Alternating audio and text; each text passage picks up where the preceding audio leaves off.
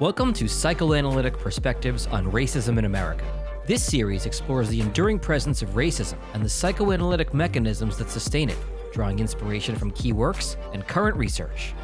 Hosts Dr. Karen Messina and Dr. Felicia Powell-Williams explore the complexities of racism through the lens of psychoanalysis as they foster a crucial dialogue on racial inequality. Here are your hosts. Welcome to Psychoanalytic Perspectives on Racism in America, a special series on the New Books Network. I'm Dr. Karen Messina, your host, along with our delightful co-host, Dr. Felicia Powell-Williams. In this series, we discuss how the tools and concepts of psychoanalysis might help us understand the persistence and dynamics of racism in the United States. But actually, it could be beyond the United States as well. We'll be talking to psychoanalysts, and especially Black psychoanalysts, about how to comprehend and combat racism. We hope that you find meaning in our podcast and YouTube channel. In this episode, we're going to be talking about a new concept, perhaps, to many people. It's Misogynoir and the psychic life of race, projective identification, cultural authority, and the Black feminine.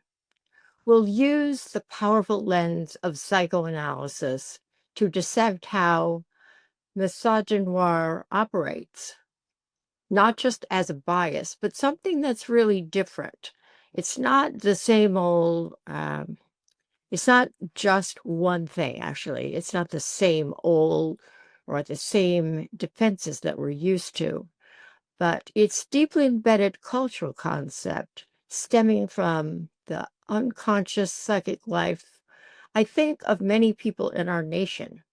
We'll pay particular attention to the concept of projective identification as well as other defense mechanisms, illuminating how unconscious anxieties disavow societal shame and even collective guilt, and how many things have been projected onto Black women, especially those in positions of power.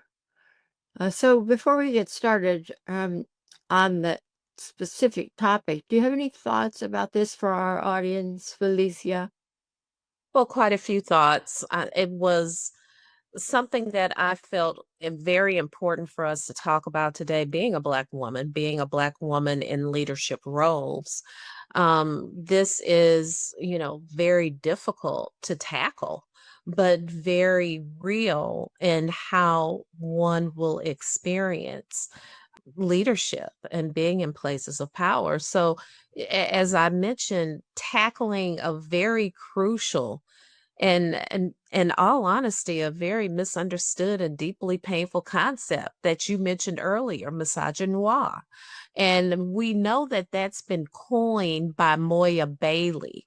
And this term really describes the specific intersectional form of anti-Black misogyny directed at Black women.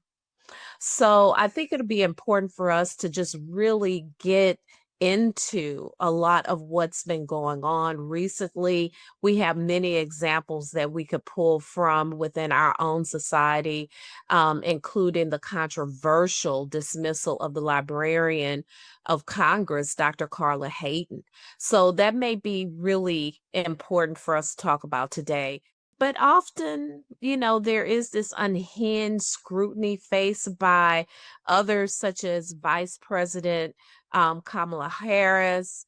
So what I'm hoping is that our aim today will be, as you mentioned earlier, to just kind of illuminate how the public treatment of Black women isn't just about policy or politics, but about the profound unspokenness, the psychic processes that shape our collective reality. So I think that'll be really important for us to look at and share. I think so too. And I think after we talk about some of the defense mechanisms that we think are wrapped around this concept of misogynoir, we can talk about these case examples that you've mentioned.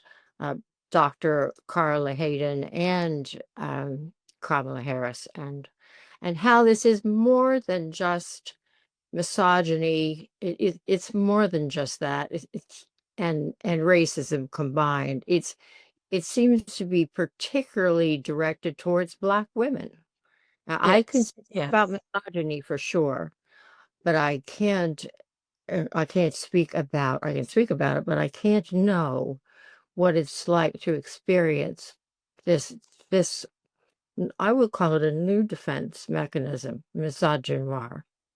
I have some information here from Moya Bailey, who wrote about this and was published in 2021. And I could read this so that way our viewers can kind of get a glimpse of what she was thinking about.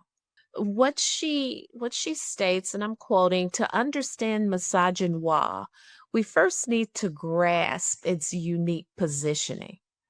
Moya Bailey states the definition is not just a term that combines misogyny and anti-Black racism, it's a profound insight into a distinct phenomenon.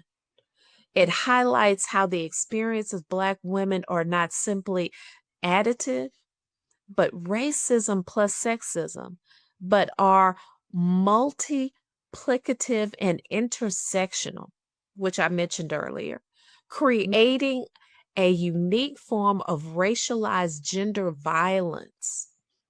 The violence manifests across various cultural and institutional contexts, often in ways that are subtle, insidious, and deeply rooted in unconscious fantasy.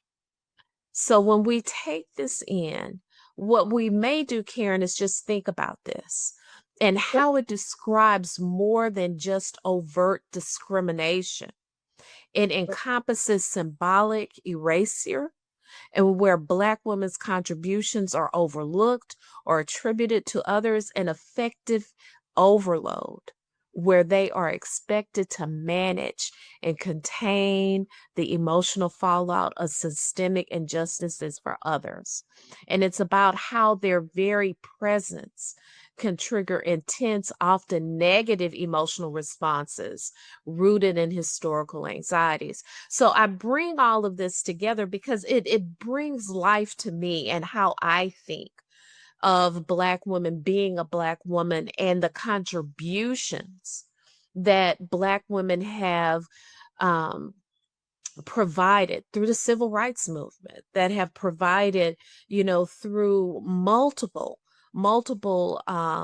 political seasons, that provide within societies, whether it is, what a Black woman provides within their home or in the home of others. So there's so many things here that Moya Bailey brings out in her beautiful work that would be very helpful for us to understand, and to understand that it's more than just a discrimination. So I just wanted to share that with everyone today. Well, I have a thought that came to me as you were speaking, and I'd like to see what you think about this. Mm-hmm. And it has to do with Beyonce and her daughter, Blue Ivy. Now, there are a lot of people who have criticized Blue Ivy. I mean, Beyonce's put her in the show, and she's a lovely young woman. And yet, I'll say the MAGA crowd the MAGA crowd for sure, but others too have really criticized this young woman. She's not that old, but she's really, uh, she's a wonderful addition to her mother's show. And yet, I was thinking about idealization and devaluation as defense mechanisms. How I mean, in many ways, Beyonce is really an idealized Black woman, but her daughter is being devalued, and therefore she's being devalued too. So, what is your thought about that? To me, that's an example of misogynoir. Misogynoir brings in layers and layers of ways in which one will think and devalue. And as you present Beyonce Knowles, what is it?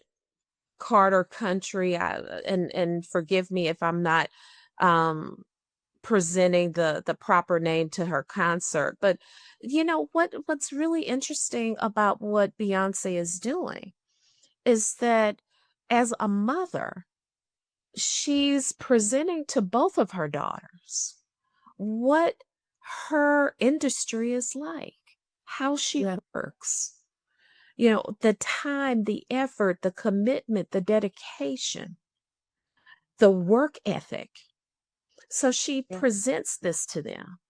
And that it's also so important because, in a way, it's providing something to those who were there, to those who are joining in this kind of celebratory way that music brings us together. And so these daughters are beginning, Blue Ivy and Rumi is Mm. the youngest daughter. She's allowing herself to provide this venue for them, but she's also being a mother. And in being a mother, she's teaching and she's keeping them with her so that way they can understand who mommy is, not only to the public, but what also is important to mommy. And how might they find something that is also important to them? And then also the attachment and securing that. And so, one may say, oh, this is not the proper venue for your 13-year-old daughter and your small child. But how do we do this? Because don't we have, the society has Bring Your Daughter to Work Day? We have daughters who look at mothers and idealize what mothers do. How mothers, I love the song Beyonce sings, women rule the world. And I believe that, yeah, we have our hand on ruling the world, but also, how we present as women. And as a Black woman, we are often devalued. And whenever we have any level of power or authority, there is something about what Moya Bailey brings up when we have that power and authority, that it reminds people of all of the destruction and the pain and the social chaos, because we as Black women usually have been much behind the scenes and maybe in front of trying to clean up many of the chaotic messes that have occurred. And we hold that history that Right. is so powerful. And so when we are seen with having that, I think that there is a denial of the reality. There is Yeah. a push away from, what is truly there and how we may need to address that. So there will be many viewpoints about what Beyonce is doing, but in looking at it, why is what she's doing any different than any other mother who wants to make sure that their child understands what is it like to be, a physician? What is it like to be an attorney? What is it like to be within the political arena? Well, I want my daughter to see these things and to understand them, but just it's very different. Even with Kamala Harris, it was so difficult to be able to pronounce her name, and it took her young nieces to be able to present to the public, this is how you pronounce the name. But it was devalued when there were questions, why can't the name be respected? And I think this is a part of the threads that Moya even brings up in the body of her work and in the book.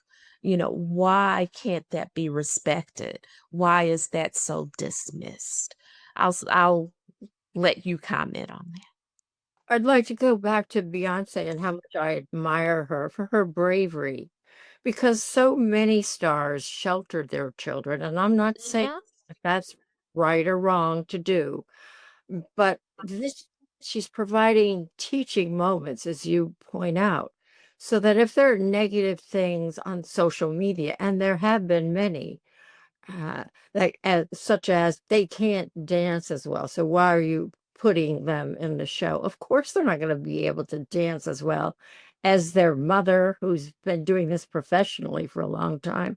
So it's such an absurd line of thinking to my line of thinking. Uh, But she's teaching them that, yes, there's this negativity, but you soldier on, you move forward, you perform your craft, you dance, you sing, and you go out there and you do it, and you sort of face the enemy um, with your head held high.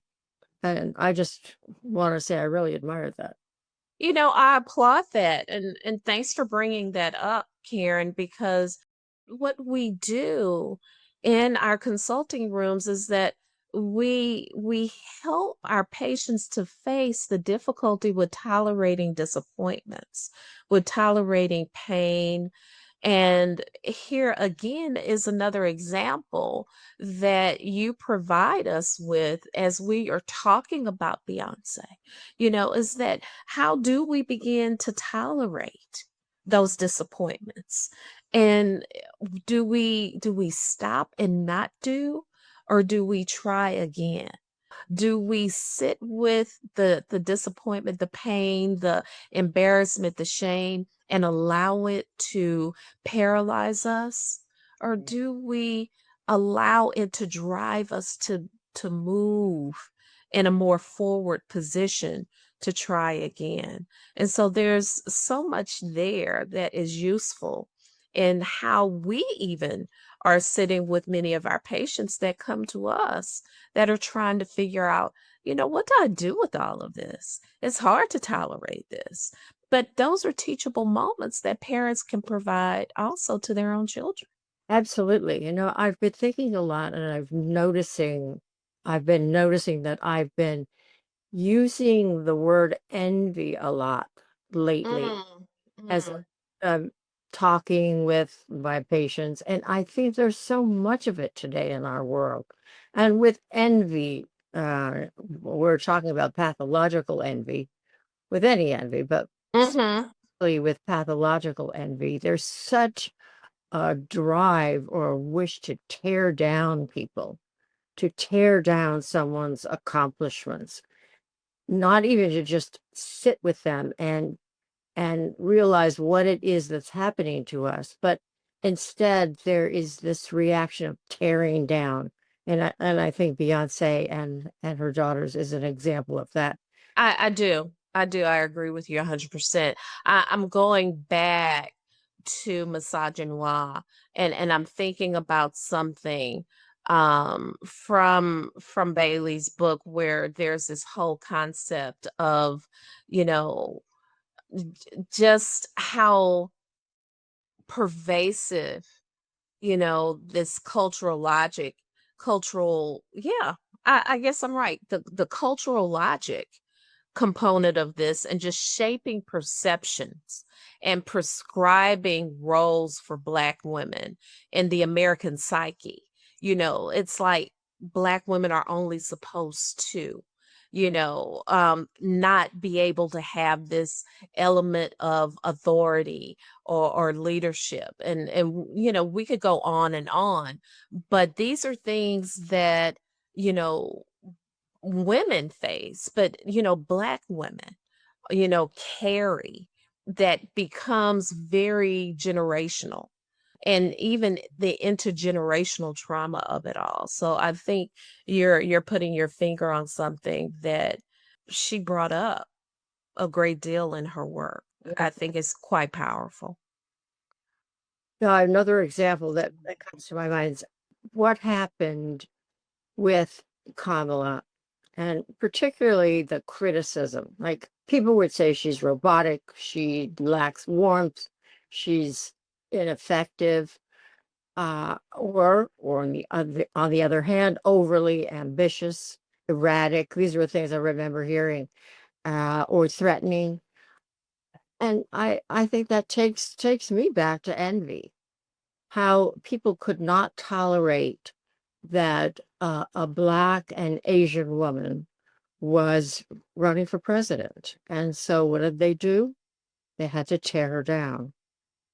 So I do think that to some extent, it was unconscious, and I can't know because these are people I don't know. But I think some may have been intentional and therefore conscious, but I think some was unconscious. And that takes me to projective identification, the defense mechanism I always talk about, because I think it's, and I called it blame shifting, because I think it's more just out there more. People understand that a bit more. It's not something that Melanie Klein came up with in 1946. But when we can't tolerate things about ourselves, what do we often do? We put it on someone else. It's person too heavy, or too this, or their skin's too dark, or it's too light, or their hair is this or that. Of course, men do this all the time as well. It's not just women. But it's what we can tolerate about ourselves unconsciously it's like a projectile that goes to another person or another group of people. And when it stops, and as far as I know, the only way it can stop is when the recipient or recipients say, wait a minute, this is not me, it's you. It was so powerful that I named one of my books. It's not me, it's you. And this was about narcissism, and how narcissists use projective identification to get what they want, and what you can do about it. So it was one of the few self-help psychoanalytic books, I think. But anyway, I felt really that was important for me to say. So that's how I'm tying in projective identification with our discussion, Felicia. No, I think it's hard to get away from it. Yeah.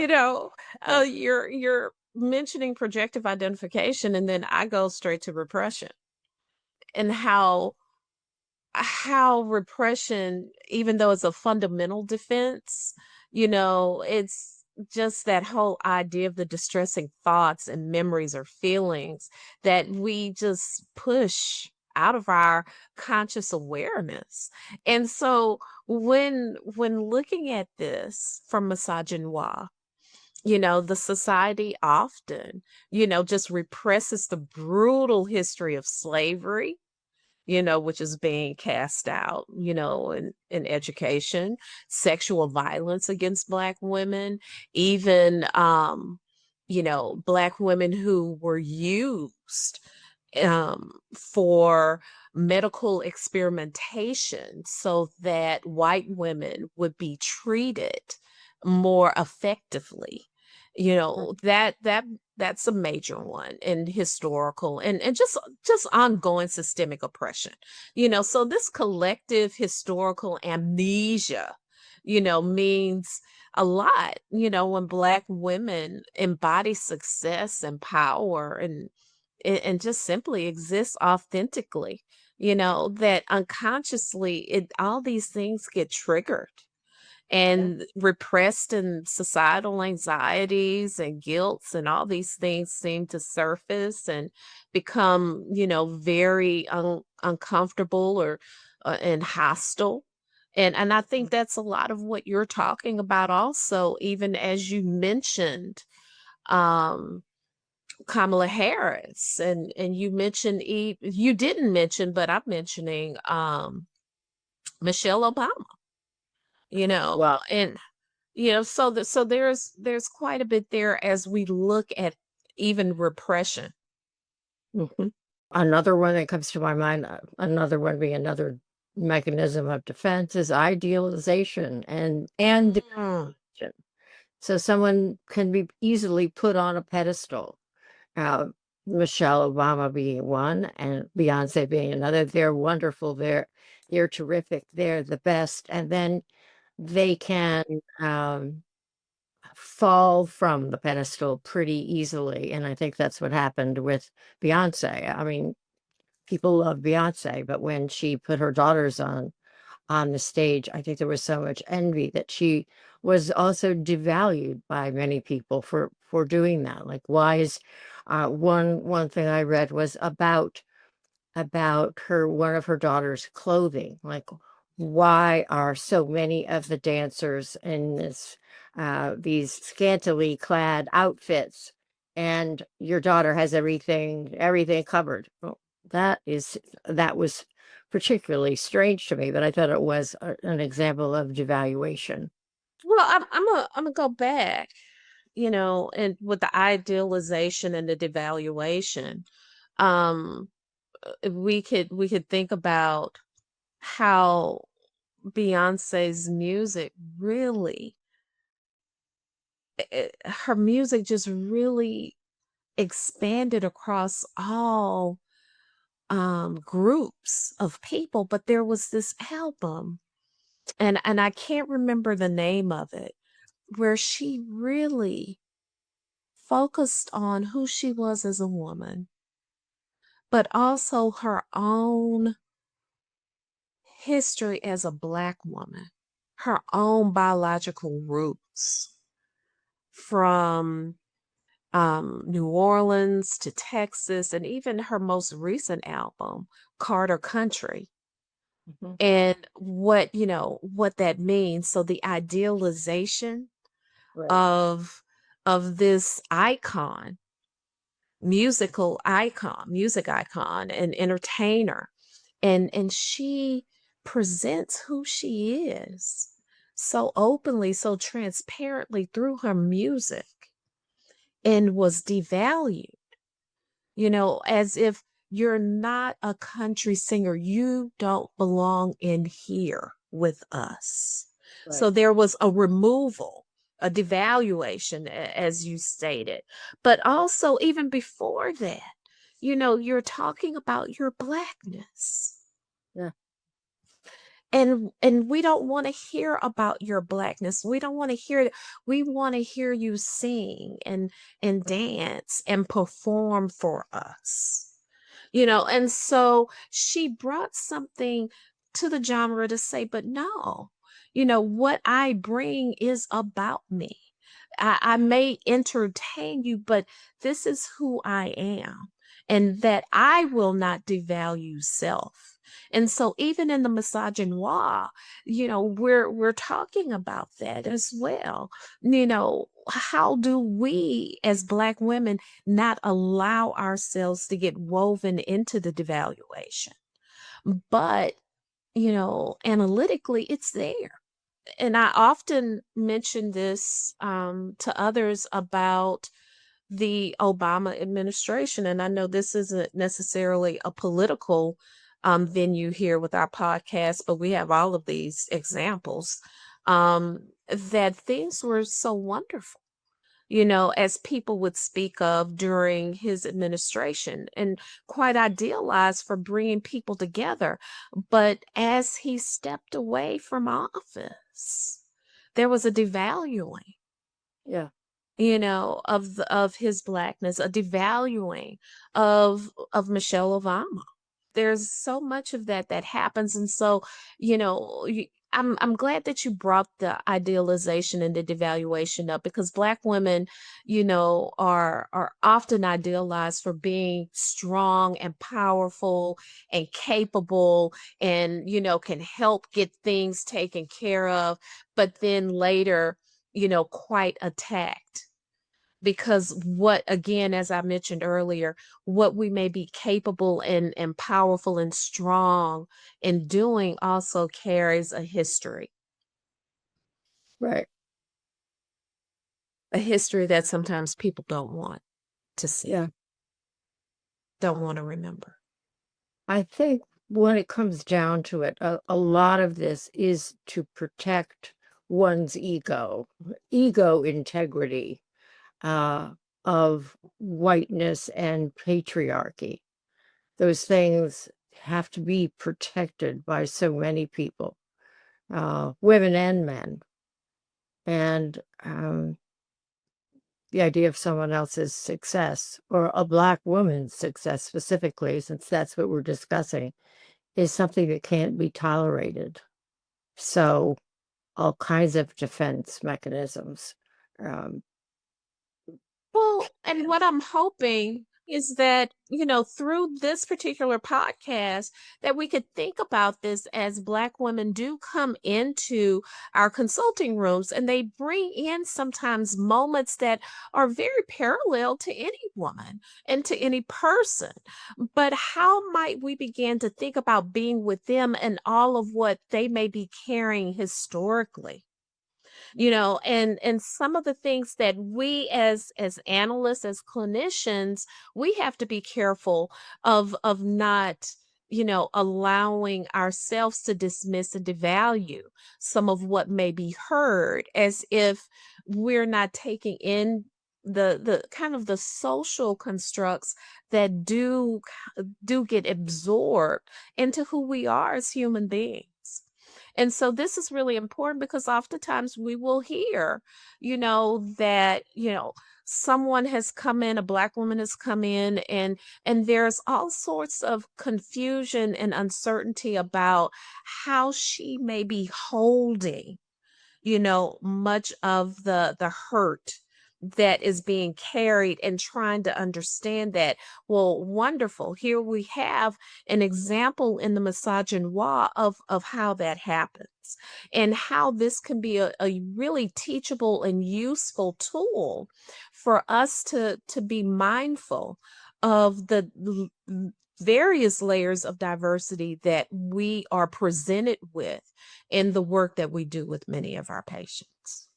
And right. And speaking of our patients, as you were speaking, I was thinking about how it's so important for me as a white analyst and psychotherapist to sit with my Black patients and just listen to what they have to say without being defensive, without jumping to some sort of interpretation, but to just listen and to process and contain the things that they tell me that they've experienced. And it's important for me to think about my own thoughts, my own feelings, my own background, because people don't like this idea, but I'll say it nevertheless. Many white people who think they aren't racist, by being white, in some ways, they have been brought up in a racist world. So in ways people don't often understand, white people are often racist, whether they like that idea or not. Very good point. Yes, very good point. And that can be really difficult to sit with. And even to sit with as a Black woman, a Black psychoanalyst, what I hold as a Black woman, and sitting with someone that may be experiencing misogynoir, or maybe not. Maybe they are of a different race or culture, and really sitting and listening and forming that relational moment with them of what it is that is either joyful or hurtful, or connected to something that has been so unconsciously driven, that they're noticing that it's keeping them from being able to move forward, to grow, to think, to wonder about, how to be with themselves. That in itself is also a powerful position to be. Absolutely. Well, I think we could talk about this for 3 or 4 hours easily, and we could certainly talk about it again. I hope it's been meaningful for people who listen, and we'll continue this discussion about misogynoir and, of course, many other aspects of racism in America, because it's so important to get a handle on it if we're going to change as a nation. I totally agree. We can talk about this for quite a long time, and but to also think about these layers within our consulting room. You know, racism in America is something that Americans will carry. America Mm. will have. It's just there. But what is this like in our consulting rooms? Yeah. So can we form a safe place for us to bring in these unsafe moments? That's what we aspire to do, and hopefully we're successful. So, again, I hope everybody has profited from our discussion, and we will continue this in the future. And we will be inviting guests as well. So, thank you for listening, and we'll talk again soon. Any last Yes. you'd like to offer, Felicia? Oh, continue. Let's just all continue. The word continue comes up for me. And I think that we just have to continue to march on. Okay, good ending. Okay, we'll see you again. Bye-bye. Bye.